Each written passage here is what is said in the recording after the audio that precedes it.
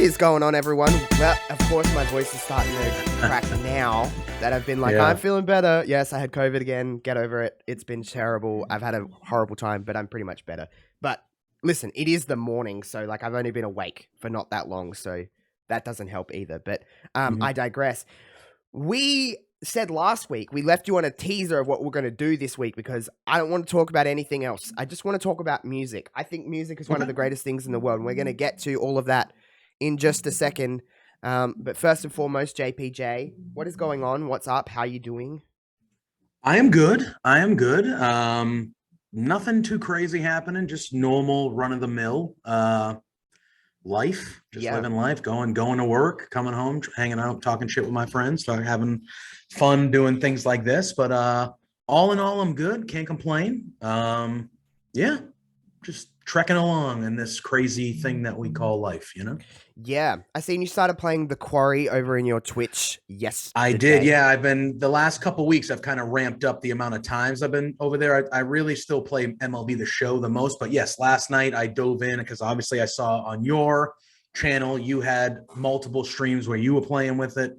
And I did watch those, but I knew eventually this was a game I wanted to play because what's the game? Until Dawn, like these type of games where you like make these, they're not, you don't have to do a ton. You're really just kind of doing like very minimal work, but the story is good and it's just fun. And I love those games where you make choices and the shit changes depending on your choices. So you can play the game figuratively. You can play the game 2 or 3 different times and have the ending might be the same, but you can have a different journey getting to where you're going. You know what I mean? So yeah, I dove in last night. I played through the prologue in the first chapter and it was good.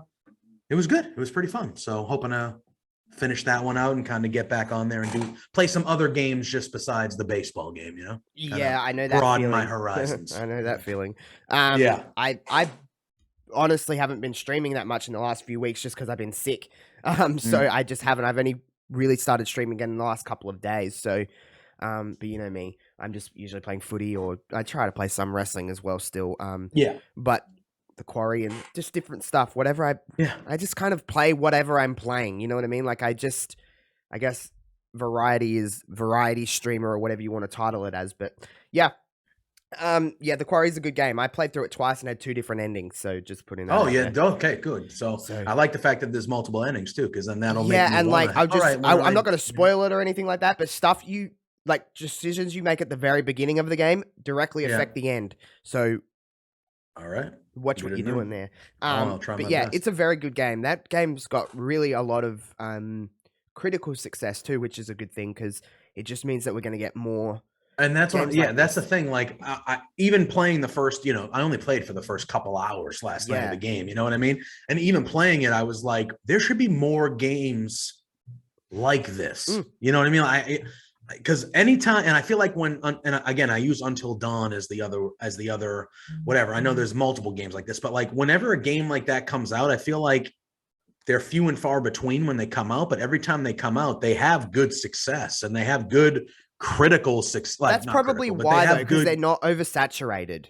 Yeah, they're done with you wanting more without like a yearly or bi-yearly release. Yeah, because then it would get old, right? And then after a while, you'd be like, oh, all right, this one's not as good as the one I played 8 months ago, and blah, blah, blah, you know? That makes sense. And 2K are involved with them and stuff now, so they have more money behind them, I guess, which is a good thing. And they have like a stellar cast of actors in the game. Yeah, even legitimate actors. Even Until Dawn did as well. They had Hayden Panettiere and what's the guy? He's Freddie Mercury in the Queen. Oh movie. yes, Remy something. Remy Malek. Malek, that's the one. Yeah, but it had like Hayden Panettiere and him. And had others as well, but this one had like David Arquette in it and Brenda Song and Zach Tinker. Like it had different people it was that you kind of know from different walks of acting life. But yeah, it's a good game. So for anyone that hasn't played The Quarry, it's not overly scary. It really isn't. It's more of a thriller than anything else. It has jump scares in it to a certain degree, but I was honestly more... I'm a scaredy cat. I'm a little pans when it comes to this kind of stuff, but Until Dawn scared me more than The Quarry. That's fair. So I didn't really get that scared. Like, it was still a bit edgy, but other than that, no.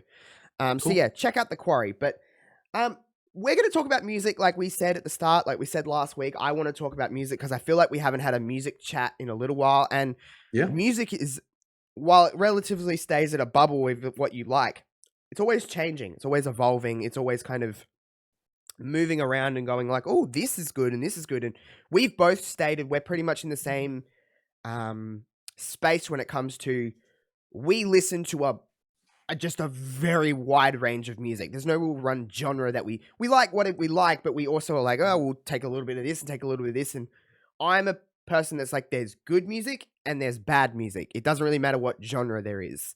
Yeah, that's fair. You know what I mean? Like, there's just good or bad music. Like, there's plenty of bubblegum pop songs that I think are fucking awesome, and there's also plenty of bubblegum pop songs that I think are trash, just like with any genre. So for me, I think don't hate me if you're one of these people.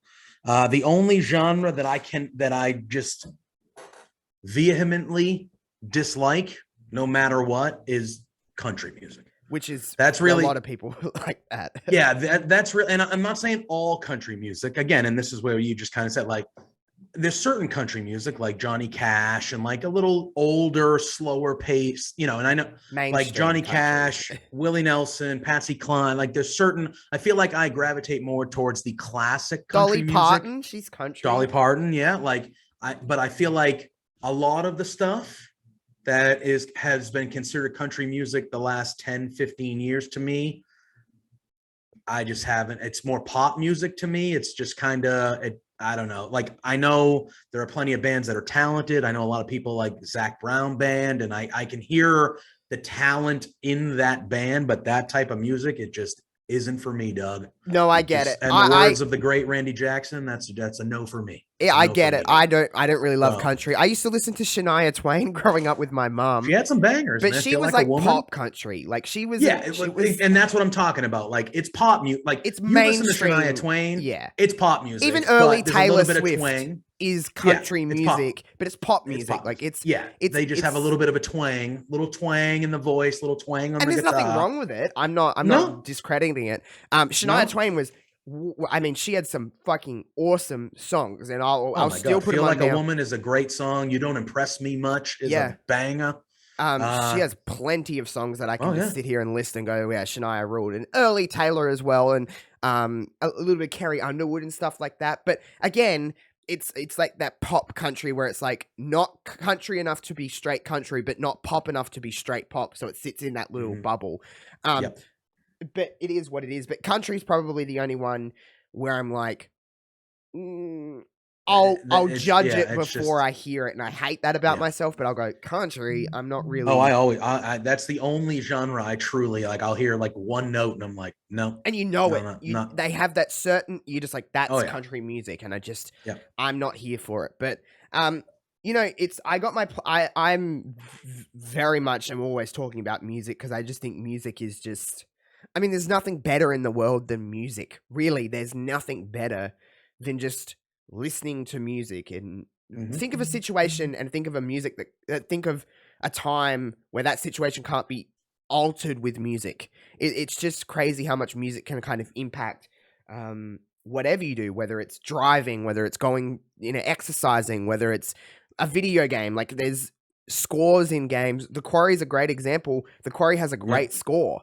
And like, there's Red Dead Redemption has one of the greatest scores that I've ever heard in a game. All the GTA games, like you associate the different radio stations. Yeah, exactly. Like, you play Grand Theft Auto San Andreas and you hear whatever it may be, like you hear Freebird and you're like, oh, that's Grand Theft Auto San Andreas. There's just certain you hear a flock of seagulls in Vice City, and you're like, all right, this is and Iran. You're like, fucking hey, dude. You hear Billie Jean because it's the first song that you hear when you get in. It's on Flash FM in Vice City, and you're like, oh, this is just. I'm that person that's like, is this song in GTA when it hasn't even been in GTA? But I'm always like, I think this has been in GTA. I know this is a music episode, but did you see the news that apparently they were in the process of making remasters of Red Dead Redemption? They stopped it when they're going to focus on GTA 6, which will probably come out in like 6 years. I was going to say 2030. Well, probably. I was going to say it'll be another 6 years probably before we see it. But still, if they're focusing on it,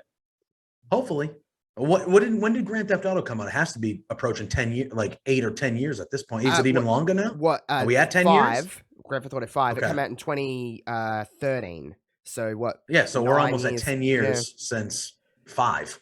And they've released it about 6 separate On times. fucking 3 So, different fucking generations of yeah. console. And guess Yeah. what? My stupid ass has bought every single one of them because I'm a Yep. stupid.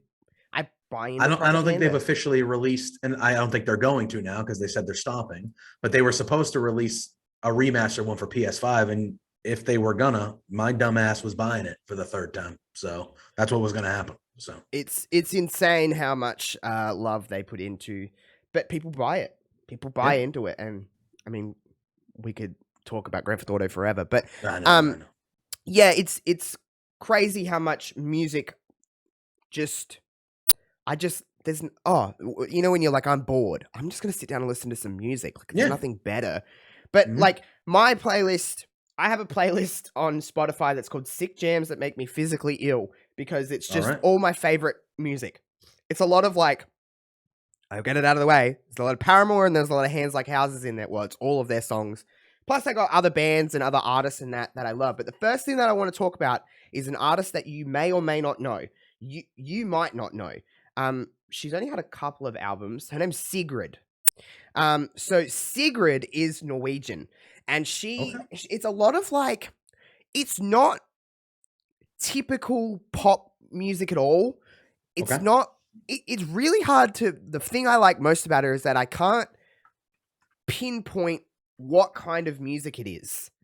It's just elements of all these different things. She has songs with Bring Me the Horizon. So like, and she's she's like a little young Norwegian girl that just has this beautiful voice. Like, she has a glorious voice. Like, it's that rugged, how do I describe it? You know that husky kind of like Sia voice? Like raspy? Yeah, raspy, that kind of like not like that, but you know what I mean? Like, Sigrid has that.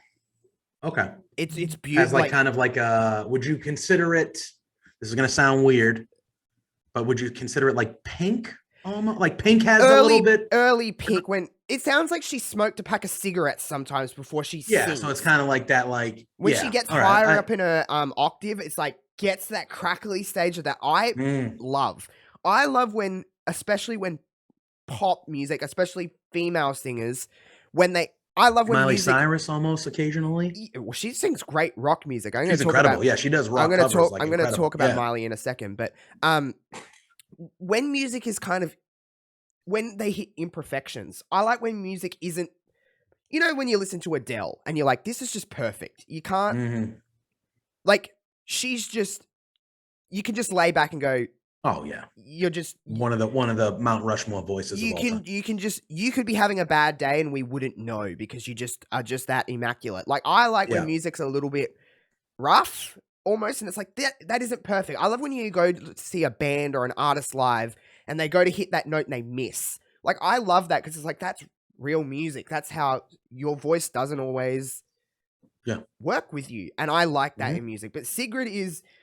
Anyone that's listened to Sigrid would know what I'm talking about. Obviously, I'd love to just play it right now, but because of copyright, we're obviously not allowed to. But I have pretty much all of, in this playlist, I have a lot of Sigrid in this playlist because she only released a new album like a month and a half ago. But songs like It Gets Dark and Burning Bridges, like, check out, if no one knows what I'm talking about, just type in Sigrid in Spotify, click shuffle, and just allow yourself to kind of, she has a lot of big choruses, which I love. I'm a sucker for a big chorus. Like, you can have kind of like average verses and I'm like, whatever. But if you have a big chorus that kind of hooks me, I'm in, you know what I mean? Like, I just. So is it rock music? No, or is like, it? It's like, would I describe it as like, I'll look up on Wikipedia what are the similar, like, on Spotify? What are the like, what would be the artists? like, would it be anybody that we might know or I might know, if that makes sense? Let me have a look for you. Let me see what Spotify says in like Sigrid Radio, just to be like, who does she sound like? Let me see. Julia Michaels. Do you know Julia Michaels? I don't.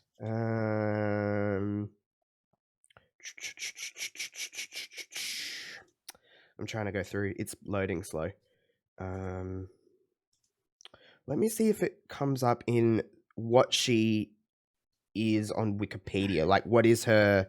You know how they have like, what is her kind of genre? So it's Yes. described as synth pop on on genres on Okay. It's like electro. It's very like it has like an 80s new wave feel. All right. All right. I would describe it like that. Okay. Yeah. I'm okay. Yeah. Like an 80s new wave ish. I'm not saying it's completely like that. It just has, but if you like big choruses with a lot of instruments and a really big voice, you like Sigrid. Especially what she looks like too. She's like this little girl, and you're like, how does that come out of you? But like Hmm. Sigrid is the first one that I just, she's very just easy listening. Then I'm just like, meh.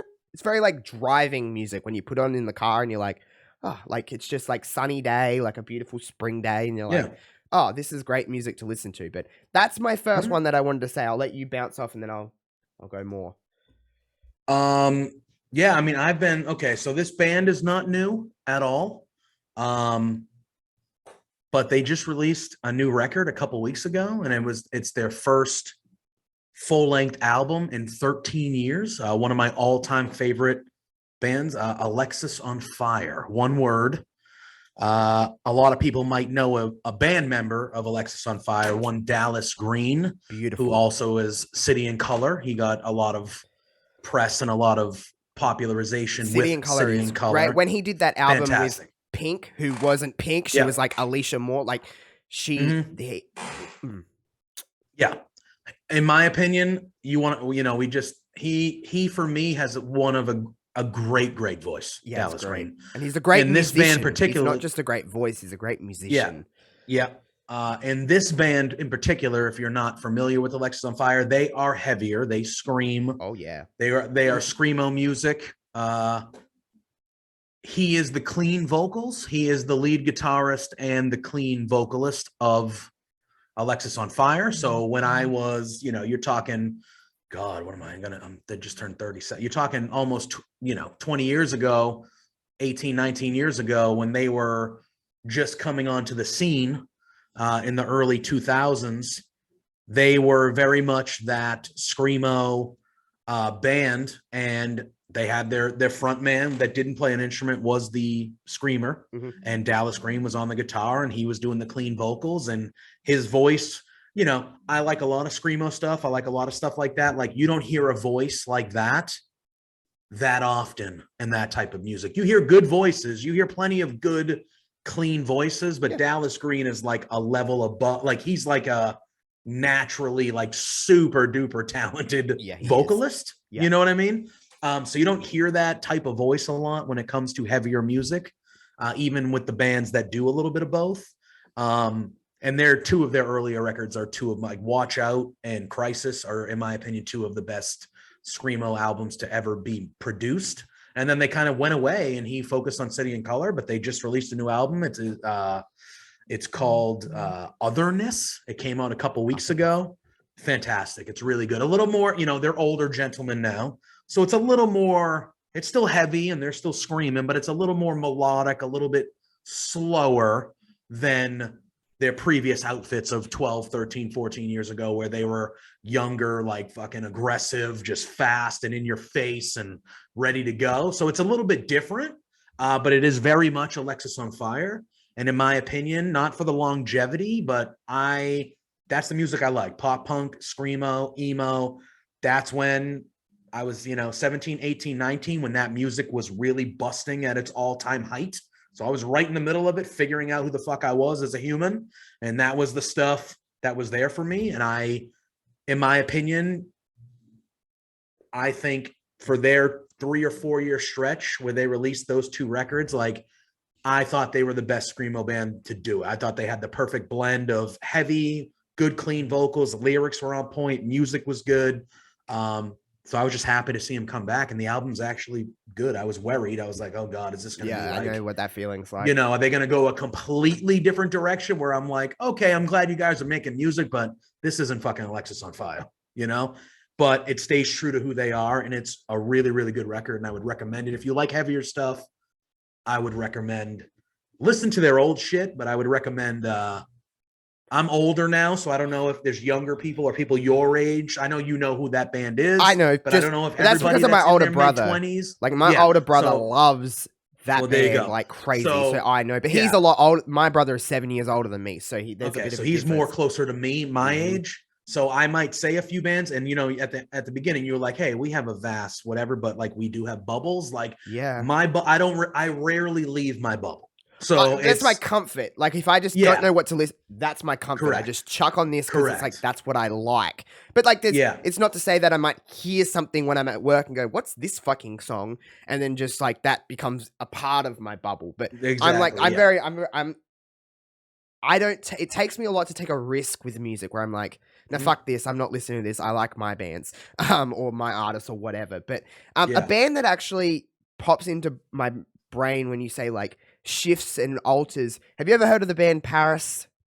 Oh yeah, Okay, yeah. so last night I discovered so Paris originally, if you go deep into the Paris history, their first EP that was self-released was not available for download. It was in 2013. It was only on CD. It was a 6-song EP, and they were like post-hardcore, I like was gonna say they heavy, were heavy. They were heavy heavy at shit, right? first. And it Oh was yeah, like I've always been like I want to find they released like so when they first went from Paris with an A to Paris with a V with the V, because of right? Yeah. legal reasons they had to change. They released an acoustic EP first, which was their first EP but acoustic.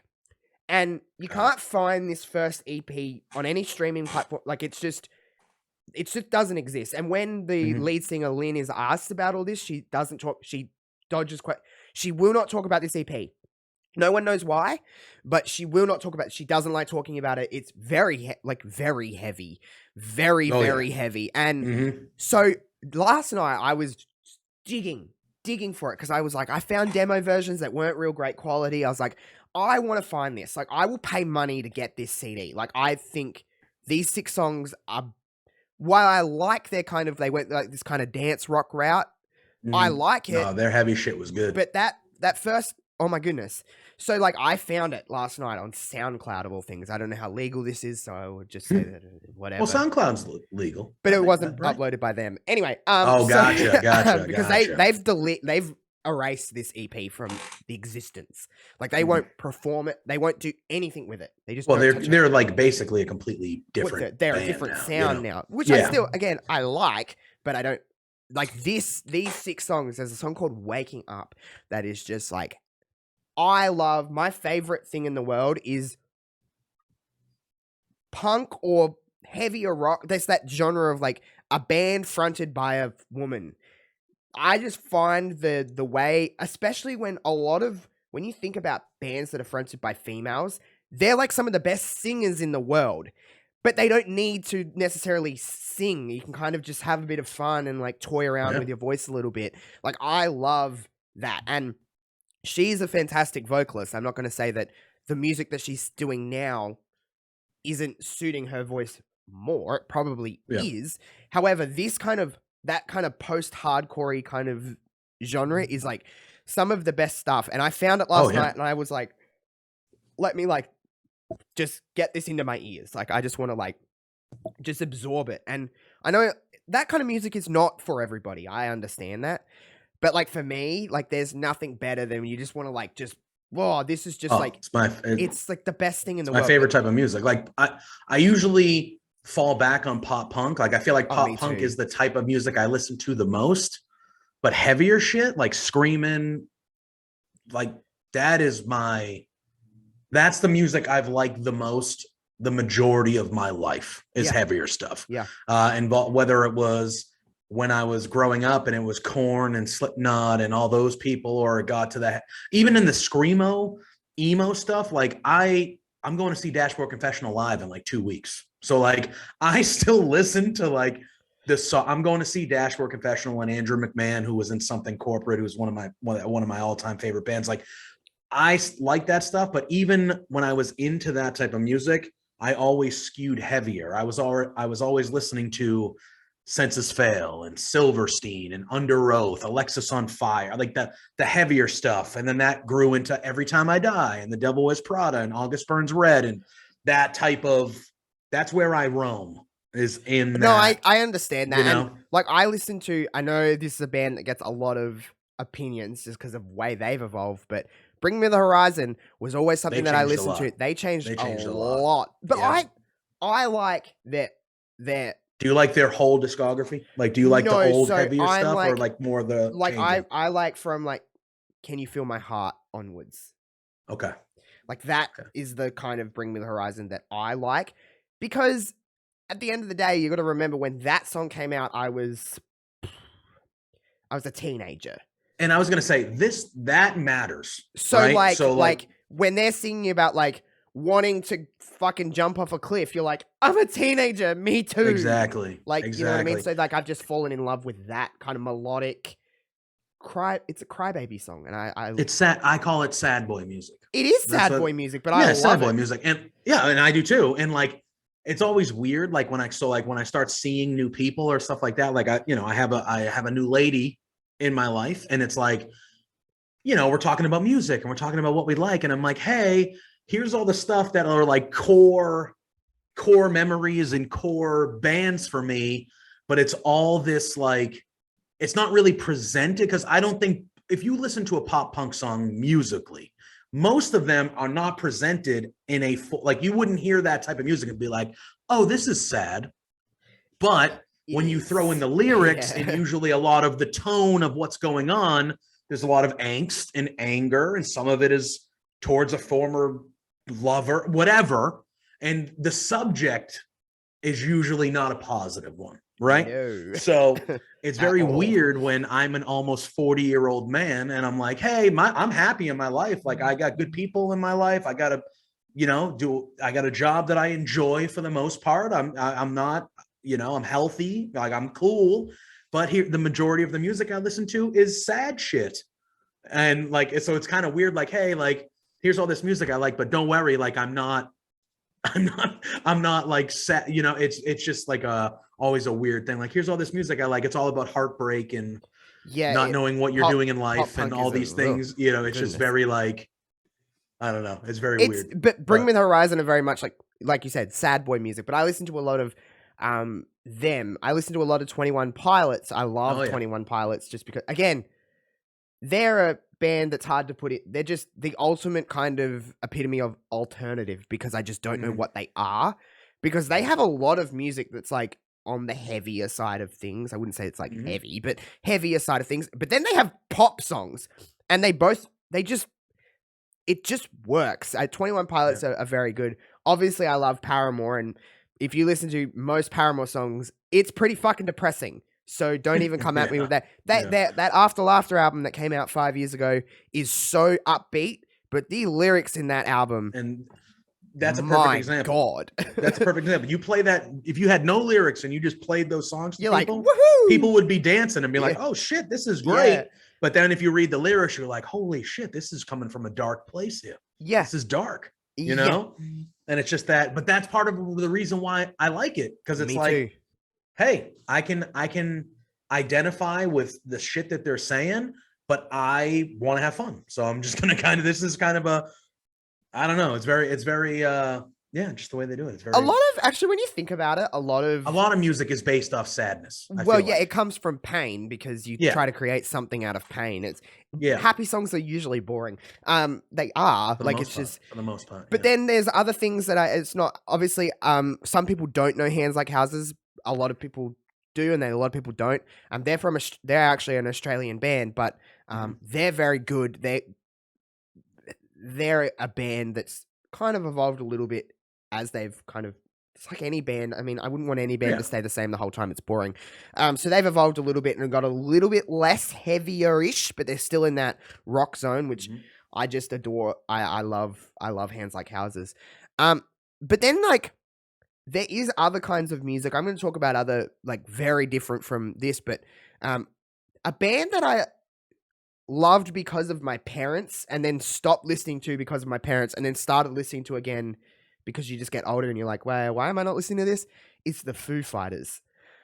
Fantastic. Oh my goodness. Like, obviously a lot have happened in the last few months with the Foo Fighters, which is really sad. Terrible stuff. But like, they are like the epitome of like classic rock that just always works. Yeah, I think of the last 20 years, they are without question the best American rock and roll band. There's nothing I'm like I them. I think when you look back on it, and again, this is, you know, this is 2022, but when you look back on it, I would say like they're probably in the discussion, because if you look at all the classic rock bands, a lot of them aren't American. You know what I mean? Like a lot of the Beatles aren't American, the Rolling Stones aren't American, Led Zeppelin's not. Yeah, it's certain. It The Foo Fighters are up there as one of the greatest rock bands of all time. Period. Yeah. Dave Grohl is a fucking hilarious. Dave Grohl was in like, Nirvana, for crying out loud. He was in Nirvana as the fucking drummer. He's so funny. He is one of the funniest people in the fucking world. Hilarious. Yeah. Oh my God. And you know, when you look at that guy from a music standpoint, it's one of those things where it's like, he was the drummer in arguably one of the most influential bands ever. And then obviously what happened there happened, and Nirvana didn't exist anymore. And then he was just like, oh, no worries, I'm going to go be the lead guitarist and singer of a band that would surpass all the accomplishments. Learn to Fly Nirvana, is like, you know? One of, I just can't think of a song that you know, those songs that are just unskippable, that whenever they come on, you just have to listen. Learn to Fly, Times Like These. Oh my goodness. Like a lot of their songs, but like those two songs in particular, I always hear and I'm just like, and My Hero. My Hero, Everlong, by the way, My Hero is the Adelaide Crows walkout song. Oh, is it? I was going to say My Hero was my like early Foo Fighters. My Hero was my jam. I loved My Hero. Everlong is fantastic. Oh my God. I'm not going to think. They had a, All My Life. Oh yeah. No, is that what it is? Yeah. All My Life. I've been thinking of time. Yeah, that's a good one. They've been doing it for 25 years. Unfortunately, I don't know if they, you know, with everything that happened, which is just, I think Dave can't do this. Like this poor guy, like, and poor Dave Grohl, right? That's two separate bands that are heralded, and you lose a band like that is just, I can't imagine how he's feeling in general about losing a close friend. Yeah. But again, they are doing, you know, like an honor show, aren't they? In his, I think so. Yeah, I think so. Yeah, and because Taylor Lautner was the original drummer in the Alanis Morissette band. Oh, when Alanis Morissette was at her height with Jagged Little Pill, and he was the drummer of that band. That album, all timer. There's Alanis 9 hits, 12 songs, 9 hits. Alanis Morissette is like, when you hear Alanis is one of, you know, those, especially when it comes to like solo acts. Sometimes they all kind of bubble into you're just like, okay, this just sounds like all of them. She is one of the, you could just hear a note and you're like, this is Alanis. Mm-hmm.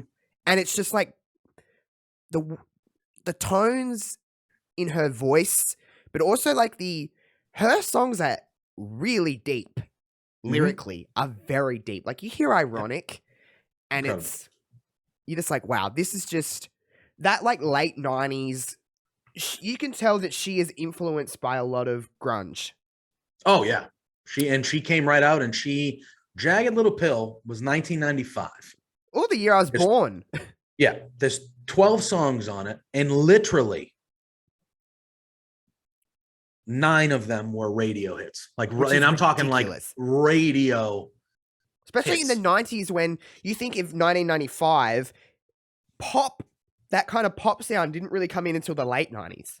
Mm-hmm. You know, like Britney and the Backstreet Boys and NSYNC, like that was all the late 90s, early 2000s. She was in a time where it was Nirvana, and it was, you know, I'm gonna blank on every fucking one else in the 90s, but that kind of Pearl sound, Jam. yeah, like that kind of sound was dominating what was the sound at that time. Like it wasn't like especially a solo female act that wasn't Madonna. And I was gonna say, and she was talking about stuff. There's a really good documentary. If you have HBO, it came out last year while we were still in the height of COVID, the first half of last year.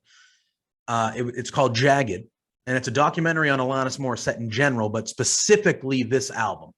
It's like an hour and a half, but it's a really good watch. If you like this album, if you like I'm a sucker for sports and music documentaries. Like I'll watch all that type of shit. And it's really fucking good. And like when she first came out, you're talking mid 90s now, and the stuff that she's talking about in some of those songs are not things that women were talking about back then. Like, you know, her main song, You Ought to Know, she's talking about going down on a dude in a movie theater. And she's talking about literally getting cheated on. And she's talking about, hey, when you're having sex with this girl, are you thinking of me? Like, she's saying shit, real shit, but it's not stuff that people at the time were used to this 17, 18-year-old girl saying. And she got a lot of bullshit, as you know, the world is full of terrible people and we're still very much surrounded by them. But like, she got a lot of pushback and a lot, that's not how women are supposed to be. You're not supposed to be talking about stuff like that. She got a lot of that shit too. So you throw that all in there, and then that album's an alternative rock album, you know, and she, in that world at the time, like you said, there were not a lot of female solo pop you know, acts, I guess, if you want to call it that. But and it was one of those things where like she came out of nowhere, and she came out of nowhere with an all-time record, and she just kind of punched everyone in the face, and she was like, yeah, no, us women go through this shit too. And it was like, I don't care. I'm going to talk about it. It's different now because really the mainstream music scene is dominated by young women. It really is. Like, pop music is dominated by young women. And that was not the case back when Alanis was making that album and releasing that album. Of course, times change. Like I mentioned, Britney Spears. Obviously, when you talk about pop music and talk about female, although she's before my time, Madonna is like... Oh, yeah, Madonna was she, first, again, kind of. I didn't grow up on Madonna. I grew up on Britney. So, like, I always just associate that kind of music with Britney Spears and NSYNC and the Backstreet Boys and Destiny's Child. Like, that kind of, like, R&B girl group, like TLC and Destiny's Child and stuff like that. Like, I don't understand. Like, I do understand. Everyone has their taste, but, like, if you hear a Destiny's Child song, if you hear Survivor, I mean, come the fuck on. And then obviously what Beyonce's done solo is ridiculous. Like, she has a fan base that's like, oh my god, dedicated. The Beehive. They are what do they call them? Stans. Yeah, the Beehive is the Beehive. They're wow, and she is the type of artist where it's just like almost like she drops something and then fucks off. You don't see anything from Beyonce. She doesn't do television appearances. She doesn't do like talk show. She does none of it. She is just built on the name Beyonce Knowles at this stage, and she can just do what she does. And I'm not the biggest Beyonce fan in the world. I've always said that, but I'm not saying that I'm never liked a Beyonce song. About like Crazy in Love, when that came out, I remember you remember those like compilation CDs that you get? That was like number one on, because that song was gigantic. Huge. It was so big. Song. And like she just, obviously Destiny's Child was what it was and they were huge. I mean, Destiny's Child, are they the biggest? I wouldn't say, it's actually hard to say they're the biggest girl group of all time, but they're one of, like it's them and TLC. TLC and Vogue was like an earlier, and Spice Girls. Spice Girls were huge. Oh my god, the Spice Girls were great, by the way. Even though they were trash singers, they were fantastic. That Spice Girls was like a, oh my god, I want to say I was like I was a teenager when that shit happened. And you would have been like 14 years. Man, yeah, I mean, who's your favorite? I always liked Scary Spice. She was always my favorite Spice Girl. But I know a lot of young men love Posh Spice, which I obviously at first Posh was the one that but I liked Baby. Oh, Baby Spice. All right. I liked Baby Spice, but I liked so I think I went in stages. When I first saw them, immediately I was like, Posh. That is this, and I'm talking, like and I don't want to sound like I'm a creep, but I'm talking strictly like, she's the stereotypical like she's what she was the hot one. She married David Beckham for fuck's sake. You know what I mean? And he's a stud. Wow. So like, Although it's weird sidegrass, but have you ever like he's got a lot of controversy surrounding him at the moment because he like kisses his daughter on the lips and she's like 11. Like when you say kisses on the like little well, there's a photo and there's two separate photos that he's released where he's kissing her on the mouth. I mean, is that weird? I mean, my mom used to give me like little pecks on the. But is it different because it's a dad and a little girl? I think the perception probably yes. Although I don't kiss, I don't remember When I everything. was how old's never his daughter? When I 10 or was super 11. little, like my dad didn't kiss me on the lips, but like when I was little, like a kid, 7, 8, 9, if I was going to bed, my dad would like give me a peck on the cheek and On be the like, "All right, good cheek, I night." remember. Like my mum will kiss me Yeah, on the cheek, but my mom sometimes would give me like a quick little "Mwah" on the lips, but it wasn't like any, see, no, I would. I don't think I ever did. I don't know though. I'm not saying it's I'm weird. I not. just say I didn't do it. Yeah, I don't know, and because all right, and again, I'm wearing a Patriots hat. There was some shit with Tom Brady. He did a documentary, and it was a very similar thing where he kissed his younger daughter on the lips as she was like leaving a room. She came in to say hi, and he went, Yeah. "Oh," and he kissed her. And I think he ended up kissing like his teenage son on the lips too before he Oh. left. And a lot of people, trolls, most of them, but a lot of people on social media were like, "Oh, you fucking weirdo." And it's like, I don't know. I'm like, I'm not going to judge how, I don't know. I don't know. Is how it weird? I don't know. That's why I was just bringing it up. I don't know if it is weird or not. But Yeah, I don't know. But anyway, yeah. You were saying something about Posh Spice, and now we've Well, yeah, digressed. she was the first one. And then I went, I liked Ginger a lot Oh, as Ginger well. Spice. All right. Yeah, but I think as they, had been around for a little bit, I ended up just Baby became my favorite at one point, and I was just team Babe. I was team Baby Spice. I liked Baby. Spice Girls were That anyone that says the Spice Girls, you didn't get. Oh my god, they were amazing. What the fuck? Like I understand They were they truly weren't a great. phenomenon. They came out. They were a phenomenon. Yeah, they're not Good musicians great at all. singers No, or whatever, who but gives a you know shit, what? though? They were fun. They had fun dance songs, banger songs that were catchy. They were all from England, so like they came over to the States and they were like literally a phenomenon. Everyone was like, look at these They had a five movie. girls. They had multiple movies. They had, yeah, the Spice World. The movie was not great, but it was fun at least. Yeah. And like, it was just, they took over the world, truly took over the world. They really did. And good for them. They made a lot of money. So you can't hate that. But they're still living off that money. And then there's like other things, like I'll listen to, I love like late 90s, I've always said that generic sounding early 2000s pop music is just like injected into me. It's just like, it all sounds the same and I'm here for it all the time. Now, before we get too far away and before, we end up wrapping things up, I did mention I want to talk about Miley. Miley Cyrus, obviously, I fell in love with Miley Cyrus when she was Hannah Montana because I was that age. That's the first time the world seen Hannah Montana, even for people that didn't watch it, was a phenomenon that took over the fucking universe at one stage. And just, even if you've never watched a single episode of Hannah Montana in your life, you know Hannah Montana. It's the girl, it's Miley putting on a blonde wig, and then all of a sudden she's a pop star. What a ridiculous concept for a show, but that's called the Disney Channel in general. I mean, they had wizards, for fuck's sake, and they had fucking a psychic that had visions. And I just loved, I was that age.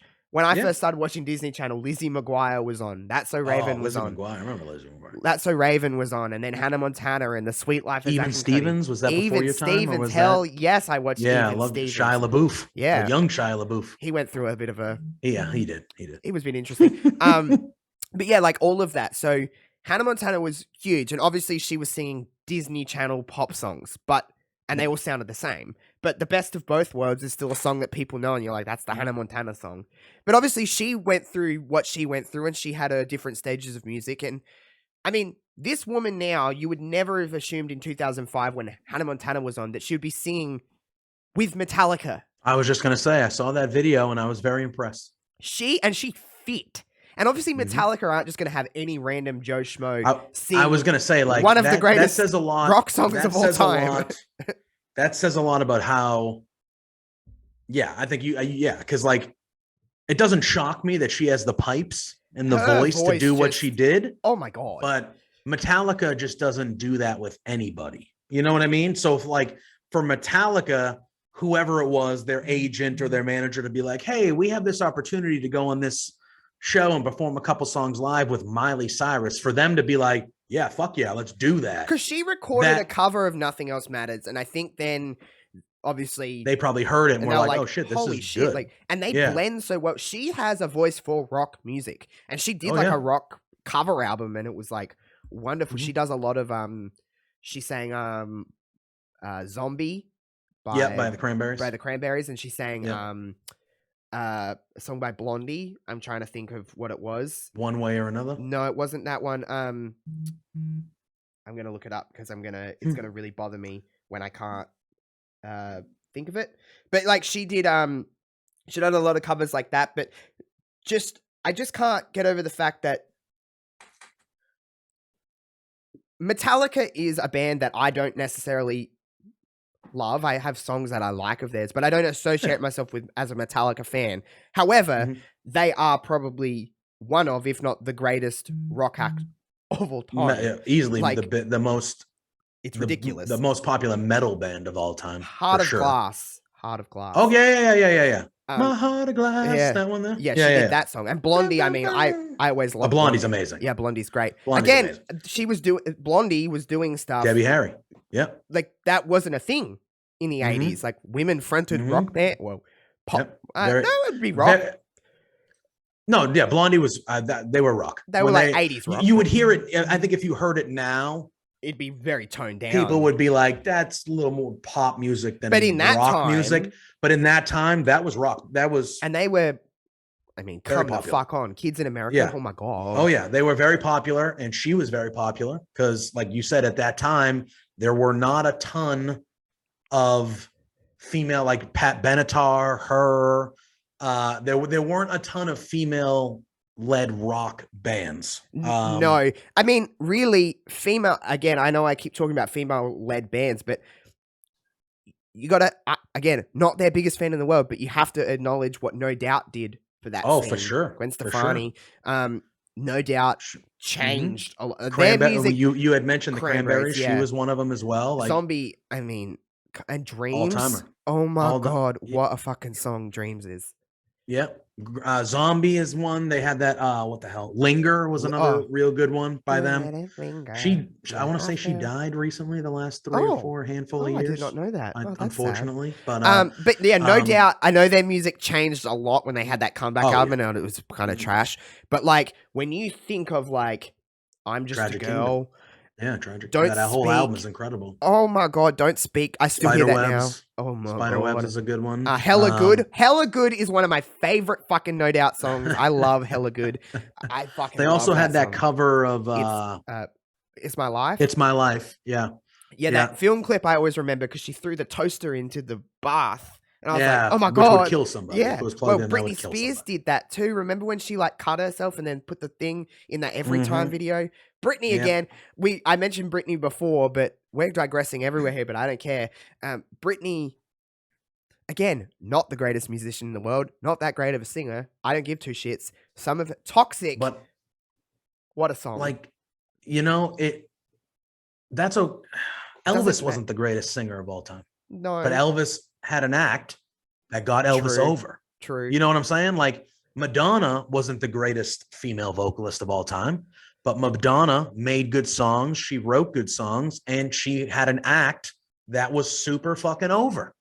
True. And like in music, not everybody needs to be, like you mentioned earlier, not everybody needs to be Adele. No. Not everybody needs to be Michael Bublé with these fancy ass voices. Like there's plenty of people that have gotten super duper popular and super duper famous, not because they had an all-time voice, but because they knew who the fuck they were and they made music that represented what the fuck they were. It all comes down to good music and bad music. It doesn't matter really.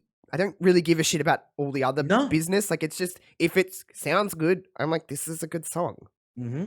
Yeah. Like I've always said, and I've mentioned this person many times, but I think me as a person, I think the one of, if not the greatest pop vocalist of all time, musically, lyrically, everything, is Gaga. I've always said that about Lady Gaga, and a lot of people will be like, if you strip down Gaga and you listen to just what she can do with her voice. She has an all-time voice too. Like her voice is insane. A musician, like she's a beast on the piano. She's done shit with Tony Bennett, for crying out loud. And you know what I mean? Like she can do different genres and just fit. Like she just, if there's a version that I please encourage everyone of Paparazzi from like 10 years ago where she's just playing, it goes for like 6 minutes because she's just playing the piano and she broke that song down. You think Paparazzi, you're like, okay, standard pop song. Yes, it is. She broke that down and it's like the most beautiful thing you'll ever hear. It's just, and she has ebbs and flows in her music and you're just like, whoa, because she can sing straight up like garbage pop music to like beautiful ballads. And I'm sure if Lady Gaga wanted to make go into different genres and do different things, she could. I mean, she sings, like you said, jazz music of all fucking things, which is ridiculous to think about. When you think about Lady Gaga as Lady Gaga, the brand, and she was like the crazy one that wore a meat dress, and then she can also do jazz music with fucking Tony Bennett. It's kind of ridiculous, like when you think. But I always will say that. I'll always stand by that. I think Gaga is truly, maybe musically, dare I say, a little underrated. Like as a musician. I feel like because of the presentation. Yeah, because she's so... That she probably doesn't get I can't say she doesn't get the mainstream popular. I mean, she's Lady Gaga, for crying out loud. But I do feel like when you talk about like great singers, she's not mentioned as much as she probably should be. And I think that's because and let's be real, if you're talking about Lady Gaga, you're thinking about Born This Way, or you're thinking about Just Dance or Paparazzi. And those songs are great songs, but they don't really showcase. Those are dancey. I encourage people bangers. to listen to sing things of hers like Joanne, and I listen to... Go ahead. No, you give your songs. Oh, no, I was going to say, even when she was in that movie, she did that. Those songs, like, those were her showing her voice. Yeah, like that, and like... That song's annoying because it's just so It is. overplayed. It was everywhere. I mean, she sang the song with fucking Bradley Cooper of all fucking people. I'm like, that's not fair. You look like, and then you also can do that. It's like, it's like, pick a lane. Have you seen pictures? I don't want to have you seen pictures of like Bradley Cooper, how he looks in like a new movie that he's in, where he looks like this overweight old man? Oh no, cannot even, after this, go Google, you cannot even understand that it doesn't even remotely look like him. But we were talking about covers, and before we kind of move on or potentially finish up, I saw a cover. It was on it seemed like it was on a Howard Stern, a Sirius something, and it was Post Malone, and he was doing a cover of Pearl Jam's "Better Man." And this might have been on BBC. Was it on BBC Radio 1? It was Howard Stern was hosting. It was Howard Stern, because BBC. Yeah, you can find. They do a lot of like covers. I can't think of what. Okay. Why do I can't think of what they call it? We have a version here in Australia called like a version, and it's like I see. And it's Triple J. It's a radio station, and they have bands or artists come in and perform other people's covers. But BBC Radio Live Lounge, the Live Lounge, they have. If you just want to go down a rabbit hole, JPJ, type in BBC Radio 1 Live Lounge, and it's just people doing covers of. You have I'm a sucker for a good cover. Paramore did a cover of Passion Fruit by Drake. Really? It's really obscure, like songs like. So, like, Bring Me the Horizon did, like, a cover of fucking, what's that song? Sunday Best. Okay. Yeah. Stuff like that. So, like, it's just ridiculous. I am gonna look at that. Yeah. Actually, when we get off this, I'll show you some stuff, and I'll be like, you go through this. But everyone do that, because I love when you have really obscure covers. So, do you know the Wiggles? Yeah, of course. The kids group? They did a version in Australia of... that got super famous though. It was the Triple J #1 song. Yeah, it was the #1 song of like the year. Elephant by I'm blanking on the band's name, but they did, and they put Fruit Salad into it. And the Wiggles are in Australia. They're iconic. I mean, they're the greatest kids group of all time. Like Fruit Salad, yummy yum. I used to watch the Wiggles when I was a kid, because that's what you. This was like last year, wasn't it, or 2 years ago or something? It was recent. It was. I think. This was recent. Yeah, last year or the year before. Last year or the year. Because they had literally like the #1 song in the country. In your country. Yeah, like it put Fruit Salad. It was just, it was a ridiculous thing that I remember seeing. I'm like, this is the greatest thing I've ever seen. Because it's the Wiggles. The Wiggles here, by the way, have 18+ shows that they do in bars and clubs. And you go and they perform all of the songs. Do you know how amazing that is? Because those people that are now 18+ were probably watching the Wiggles when they were children, and they're like, "Fuck yeah, I'm an adult, and let's go see this shit." And they sing Fruit Salad and fucking Big Red everyone Car, probably is and drunk everyone's and having a great time. It's the greatest thing in the world. Yeah, and like they literally, like the original Wiggles. Obviously, it's changed over the years because they're all old now, and there's like, listen, you have to have certain demos hit now, and they have different cultures and different they have women, and it's not just for old guys. But like the original Wiggles go and do 18 plus shows and they sell this shit out, man. Like they sell this amazing. shit out. But yeah, the Wiggles did like that. They did Elephant and it was amazing. But yeah, go down that rabbit hole of BBC Radio. It's seriously like some crazy shit like that they do. And it's just ridiculous stuff. And it's so fucking good. But yeah, like listen, we got to wrap up at some point because we'll just keep going and we'll just keep going because music is just, again, so freaking wonderful. And there's so much more that we could talk about, but I don't want to make this a 4-hour show. But is there anything else that you want to say before we tie a ribbon on this? I mean, we kind of dove out and kind of talked about a whole bunch of stuff. We were talking about all sorts of different artists and things like that. I would just say, like, if you have any new bands or new music or stuff like that, like, hit me up on Twitter. I'm always looking to find newer stuff. Like, you know, as I get older, I feel like even though I listen to a ton of music, I do feel like my bubble shrinks a bit as I continually get older. Like, maybe it's just the nature of where we're at and the way music is. Like, when I first started liking music in my, you know, mid-teens, like, it was very much still an era where there was no iTunes or no iPod or no Spotify or no like that. So like you listened to full CDs. It wasn't just, yes, there were songs on the radio that were hit songs on the radio, but it wasn't like, you know, like it was less accessible and you had to go and seek it out. You had to go to the record store. Like you had to go to the store to buy a fucking CD. It's just here now. And now I can hit Spotify on my phone and I can have any song I fucking want. And again, this is not a bad thing. This is just the progression of Earth and just how things go. Like, how ridiculous is this? Like, you can just go through and just click something, whatever you want. Then you're like, oh, look, this song I've never heard before. Create your own playlist with bands that don't even belong, you know, and that shit's dope. But I grew up when I wanted to listen to a band, I put on a whole record and I listened to it CD. Top to bottom. Correct. You started with the first song. Even if I wanted to hear the 7th song, if that was the song I was looking forward to the most, well, guess what? I had 6 songs to go. Yeah. You know, and that was just the way it is. Now it's not like that. You can go on and you can find the song you want to listen to and you can play it in a second. You know what I mean? And that's scroll cool to the bit that you want, and like exactly, it's very accessible, but it's almost to the point where it's like this shit's too easy now. Yeah, exactly. And I think that's part of it is like it's almost too easy that like me, and this is gonna date me back a little bit, but like I loved, and I probably still would. It's just different now in today's world, but like finding new bands was like the fucking best. Man. It still is now. When you find a new band and when you go on a YouTube rabbit hole or a Spotify rabbit hole, you're like, it's just a different way to do it. Like I remember going on MySpace and I remember going, you know, I was on MySpace at the very end of MySpace. Okay. So like barely used it, when MySpace was at its height, that was where I found 90% of the music that I still listen to now.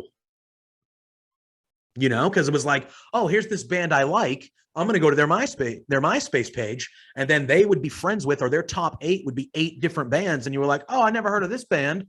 And then you'd go click it and you're like, holy shit, I fucking like this band. And then you'd look at their top, holy shit. And then all of a sudden in a 3-hour MySpace fucking rabbit hole, you found a dozen new bands and you're like, fuck yeah, I'm going to go figure out, like, listen to these bands' records and hopefully fall in love, you know. And it was just like, ridiculous. Oh my God. It was, the feeling of it was just like, oh my God, I'm finding there's so much. And again, it's probably easier to do that now. It's one of the things that makes me feel somewhat old is that I'm just kind of I remember I had CDs and stuff. It's not like I had do you remember like Discmans and Walkmans? Like, I remember Sony Discman. Yeah, like a Sony Discman, and they were like like ridiculous when you think about it. Like you carry it around, you're like, you can't, it's oh my God, dude. I was, you know, and there's funny memes and shit, but I was the dude that had the Trapper Keeper of burnt CDs and CDs in my car of like a 50-pack, and it was like, you know, I was getting in the car and baby, it took me look at this. Yeah, exactly. Yeah, I had the big like fucking 3 or 4 one of those, and it would be like All right, well, I'm getting in my car now. Let me take 5 minutes to go through this and see what I want to listen to. And now you take Okay, five seconds to let your Let's Bluetooth go. connect, and then you're just like, all right, Exactly. well, it's just going to Yeah. play what I was listening to 20 minutes ago, and it's just going to pick up from where it was. It's just a different time, but it's craziness. Music there's so much of it, and there's so many different kinds. I probably should listen to my own advice, but like in the height of my figuring shit out, I definitely had a box, and I stayed in that box, and I probably should have been a lot more open with some other stuff that I probably missed out on liking some good music. So I would say like what you like and stick to your groove, like your happy place, like Josh says. Like his comfort place is always going back to the stuff that he's listened to forever. But be more open when you hear things. Because I feel like for a long part of my life I wasn't, and I probably missed out on some good shit. So me and JPJ are going to wrap this up, and I'm going to spend 20 minutes with JPJ after this show and just go, hey, I'm going to just watch this for a second. I'm going to share. It's going to be a good time. I would do it here, guys, but obviously you can't fucking do that because of stupid copyright laws. But trust me, if anyone knows me, they know, and they've had these Discord sessions with me where we sit down and just listen to fucking music. They know exactly what JPJ is about to experience. But, again, we can keep going for hours on this, so we just need to wrap this up. Of course, you can catch us here every single Thursday at 9 p.m. Australian Central Standard Time. It's Thursday mornings, as soon as you kind of wake up. For you guys in the States, or for most of the rest of the world, it's Thursday at some point everywhere in the world. So just put it that way. But yeah, you can follow us. You see all our stuff on the screen. We don't know what we're talking about next week, but in a couple of weeks, we will be doing SummerSlam simulation over on my Twitch. So that'll come at you whenever we do it. But just keep an eye out on my socials, and I'll put out when we're doing that. But you know the drill at this stage. They're absolutely insane. It's just bullshit. Really. It is. They're fun as hell, though, because they're just fucking wild. All of them. So. And we usually get nothing right, but it doesn't matter. No. Thank God we didn't get anything right with the show that we fucking had. Oh, my God. Yeah, Natalia beat Ronda. We had, Raquel. Oh, man, there was a lot of stuff that went on. So, but, you know, is what it is. But until next Thursday, guys, that'll do us. We are out of here for this week. We'll see you next time on the JPJ Power Hour.